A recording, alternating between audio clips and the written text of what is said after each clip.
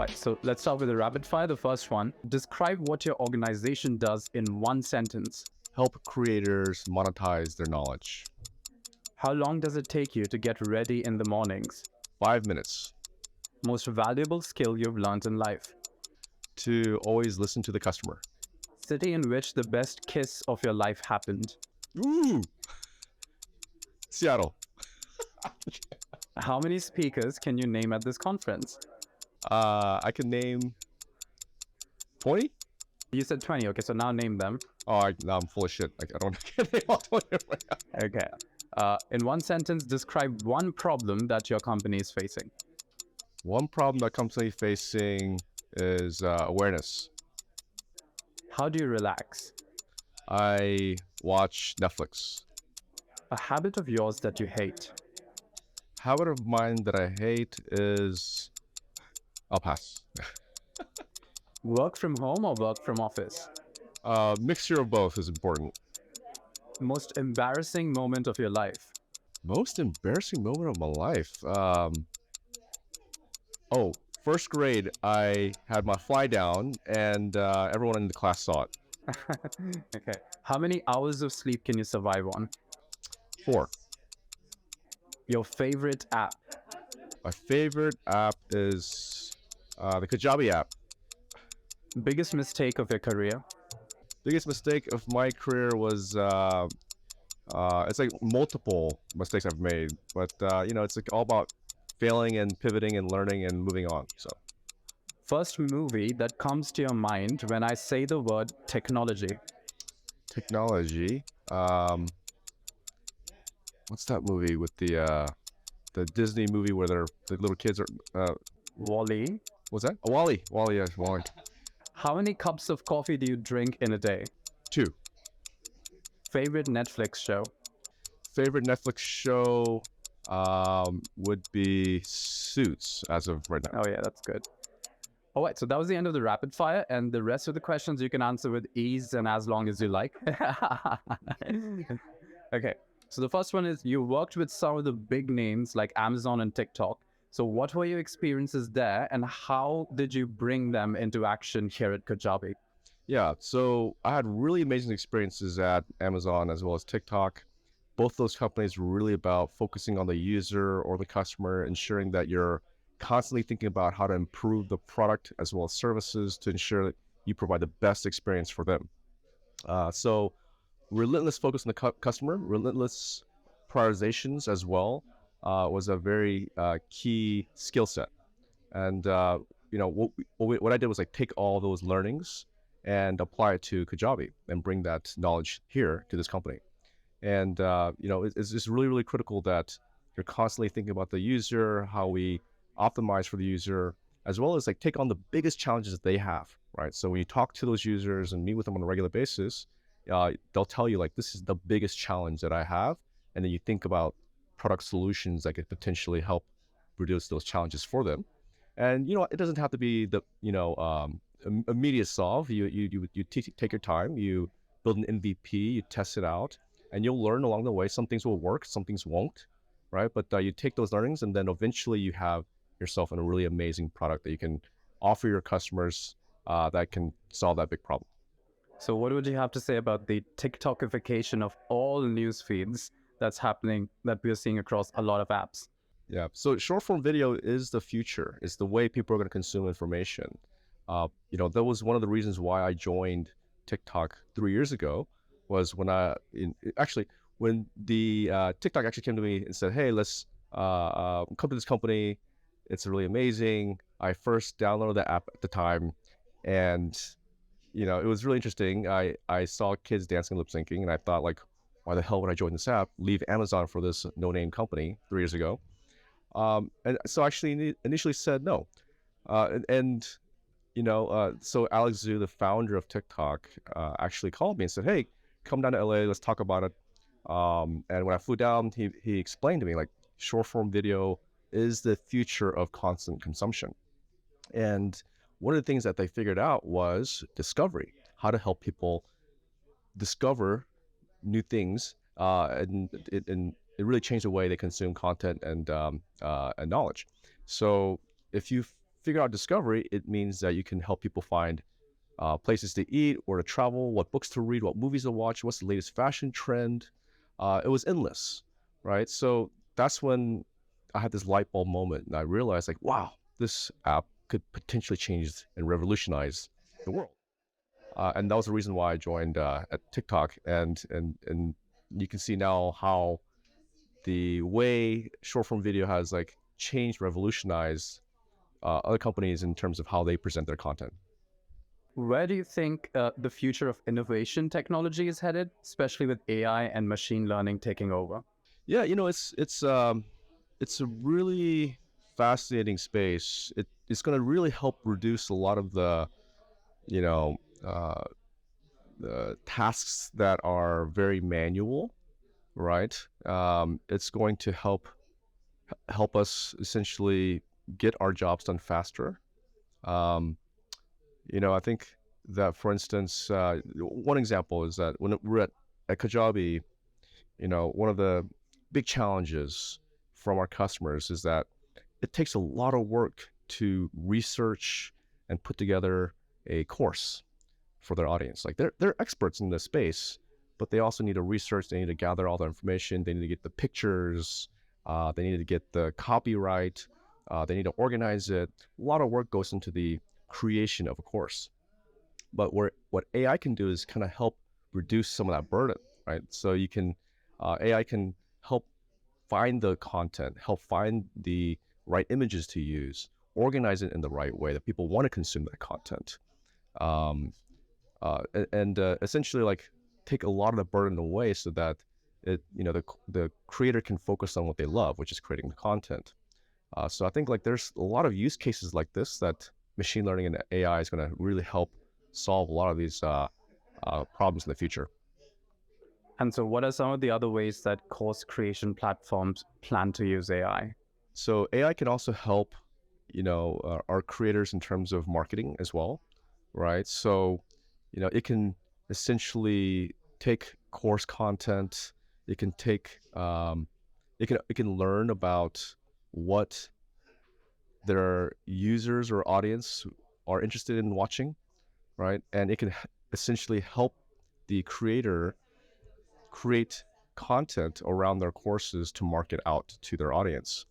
So AI can really be a big part of that whole journey.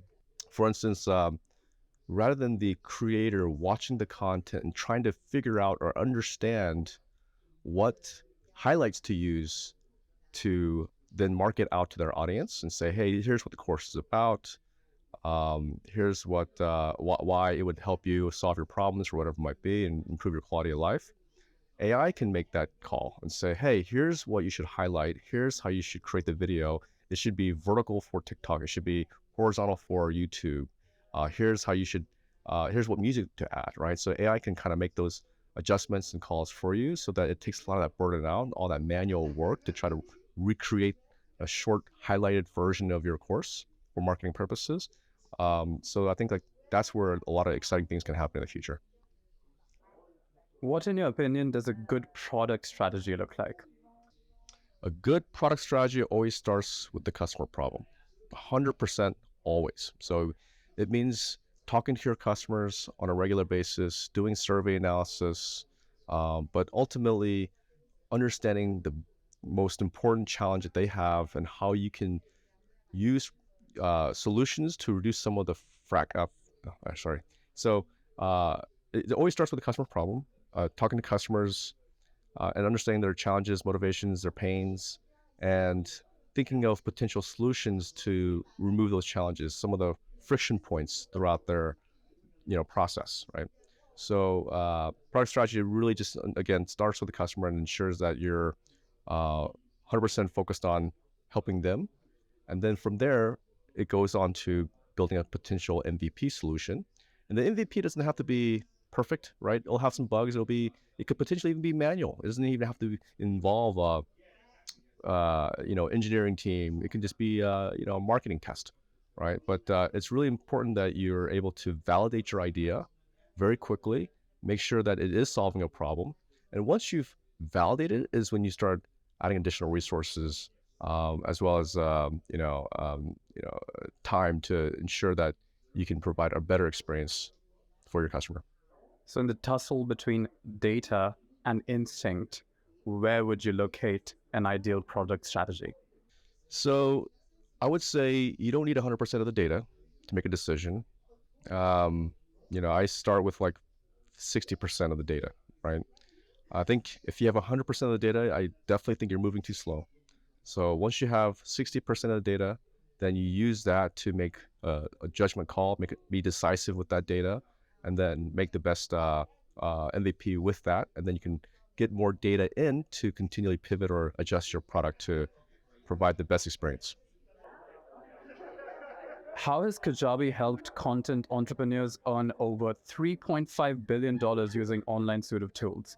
It's actually 4.1 billion now. Oh, wait. Dollars are ticking as you speak. Yeah, so it's an amazing product. So we've helped 60,000 customers earn $4.1 billion to date. In Q3 of 2022, customers that built a business this year have earned 20% more than the customers that have started a business in 2021 and 2020. So overall, this company has been incredibly successful in terms of helping creators monetize their knowledge.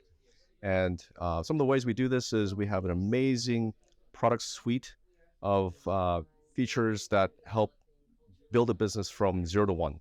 So you don't need to go anywhere else. You just need Kajabi to build that entire business, right? So we offer everything from building the website to the funnels, the landing pages, capturing email, sending out emails, and of course the actual products such as courses, video courses, podcasts, live stream, newsletter. We also offer the ability to collect payment. So all those components are all part of this suite of product. All those products are essentially part of this Kajabi platform, and so it's an all-in-one platform that helps you monetize that knowledge, and it's been very successful. We also have like hundreds and hundreds of educational content in terms of how to build a business from 0 to 1. We have a huge, amazing community of creators that have already gone through this experience and willing to share their playbook and how they were able to, become successful in your specific field. So we have a very helping, robust community that is always there to just, help new entrepreneurs out, right? And then we also have this amazing customer service team that are experts in this space that will jump on a call with you to help you also build this business. So there's just a lot of assets, a lot of education, as well as the amazing tools that help creators monetize their knowledge. And how do you go about attracting more creators to your platform? Yeah, so that's why I'm here at the Web Summit, is to make sure that people are aware that this amazing platform exists called Kajabi. We are arguably one of the most successful creator economy startups out there today. We have, again, 60,000 customers that have made $4.1 billion. And so, I think it's just really important that people understand that, that this platform is there for people to leverage and become successful at what they do. So, what's one lesson you learned working as product manager at Amazon and one from TikTok that you'd like to give to our audience, content creators, marketers, founders, entrepreneurs? Yeah, it's a product manager for TikTok and as at Amazon. Um, so, so I think like, so at Amazon, definitely focusing on the customer and ensuring that you're customer obsessed 100% all the time. I still meet with customers every single week.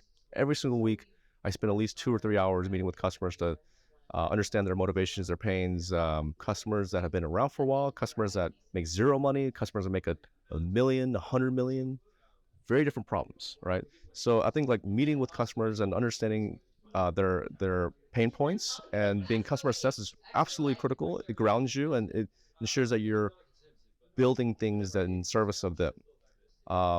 So that's what I learned at Amazon.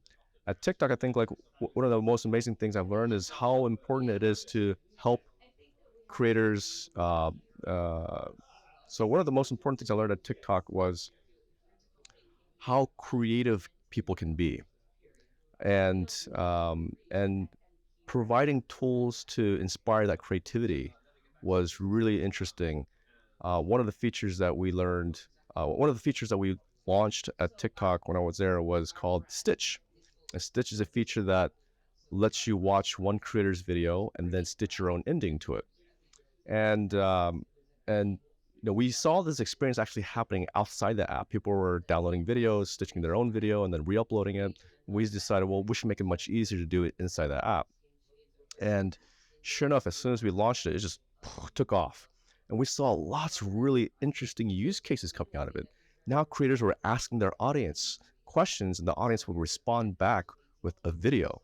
So for instance, a really fun, popular use cases, questions like, tell me you're a Harry Potter fan without telling me you're a Harry Potter fan, for instance, right? Those are really, really, and so there are a lot of use cases like that came out, and it just became a natural part of creating content.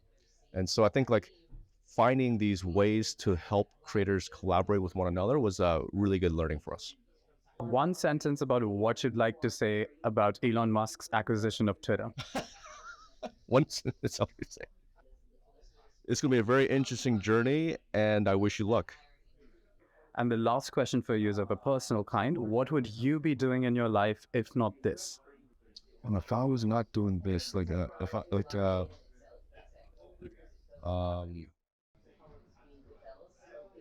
I was a kid, I've always wanted to be an astronaut, and I think just space fascinates me, and I read about it, watch movies about it all the time. Sci-fi is just my favorite genre of content. I study black holes, and so it's like one of those things that I've always had a passion for. That was amazing. It was great listening to you.